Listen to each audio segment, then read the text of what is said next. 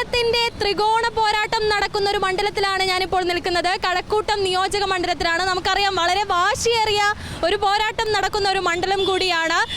അതിൻ്റെ എല്ലാം ബാക്കി ചിത്രങ്ങളാണ് നമുക്ക് ഇവിടുത്തെ ഓരോ പ്രചരണ വേദിയിലും കാണാൻ സാധിക്കുന്നത്. ഞാനിപ്പോൾ നിൽക്കുന്നത് ഇടത് സ്ഥാനാർത്ഥി കടകംപള്ളി സുരേന്ദ്രൻ്റെ വാഹന പര്യടനത്തിലാണ്. വളരെ വാശിയേറിയ ഒരു പ്രചരണം തന്നെയാണ്. ഇനി 3 ദിവസം മാത്രമേ ബാക്കിയുള്ളൂ പരസ്യ പ്രചരണത്തിനായി.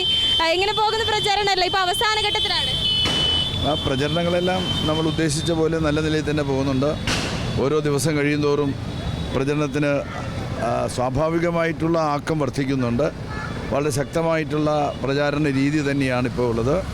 ഇപ്പം നമ്മൾ പര്യടന ദിവസമാണ്. ഇന്നത്തെ ദിവസത്തോടുകൂടി പര്യടനം സമാപിക്കുകയാണ്. ഒരു ദിവസം ഉച്ചയ്ക്ക് ശേഷം ഒരു 2 മണിക്ക് ആരംഭിച്ച് രാത്രി 10 മണി വരെ നീണ്ടു നിൽക്കുന്ന പര്യടന വേളയിൽ ആയിരക്കണക്കായിട്ടുള്ള ആളുകളെയാണ് നമുക്ക് കാണാൻ വേണ്ടി സാധിക്കുന്നത്. ധാരാളം നല്ല തോതിലുള്ള ഒരു പിന്തുണ പൊതുവെ വോട്ടർമാരിൽ നിന്നും ജനങ്ങളിൽ നിന്നും കിട്ടുന്നതായിട്ടാണ് എനിക്ക് അനുഭവപ്പെടുന്നത്. തലസ്ഥാനത്ത് തന്നെ വളരെ വാശിയേറിയ ഒരു മണ്ഡലം തന്നെയാണ്. അപ്പോൾ ജനങ്ങളുടെ അടുത്ത് നിന്നുള്ള ഒരു പ്രതികരണമൊക്കെ ഇത്തരത്തിലുള്ളതാണ്. ജനങ്ങളുടെ പ്രതികരണമൊക്കെ വളരെ പോസിറ്റീവായിട്ട് പ്രതികരണമാണ്.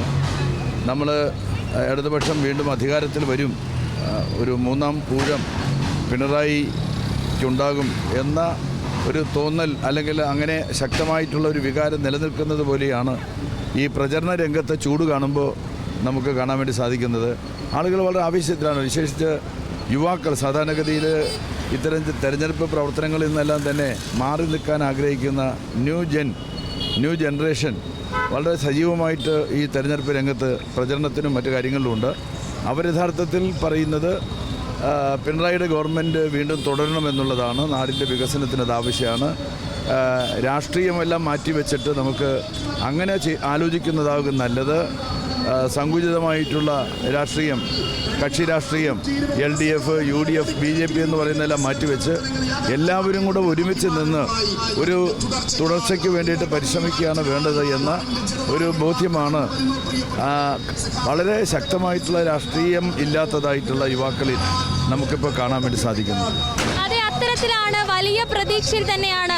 നമുക്കറിയാം നമ്മുടെ സ്ഥാനാർത്ഥികളെല്ലാം ഇടത് സ്ഥാനാർത്ഥികൾ ഒന്നടങ്കം കഴിഞ്ഞ 10 വർഷത്തെ ഇടത് ഭരണത്തിൻ്റെ വികസനം പറഞ്ഞു തന്നെയാണ് മുന്നോട്ട് പോകുന്നത്. ജനങ്ങൾക്ക് മുന്നിലേക്ക് എത്തുമ്പോൾ മറ്റ് പോർവിളികൾക്കോ വിവാദങ്ങൾക്കോ ഒന്നും തന്നെ സ്ഥാനാർത്ഥികൾ ആരും നിൽക്കാറില്ല. പകരം കഴിഞ്ഞ 10 വർഷത്തെ വികസന കാര്യങ്ങൾ മാത്രമാണ് ചർച്ച ചെയ്യുന്നത്. കാരണം ജനങ്ങൾക്ക് വേണ്ടത് അതാണ് എന്നുള്ള ഉത്തമ ബോധ്യം ഓരോ സ്ഥാനാർത്ഥിക്കുമുണ്ട്.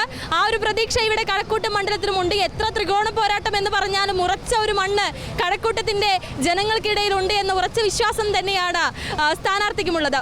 ക്യാമറ പേഴ്സൺ RK കുമാറിനൊപ്പം ദിൽന ദിനേശ്, കൈരളി ന്യൂസ്, തിരുവനന്തപുരം.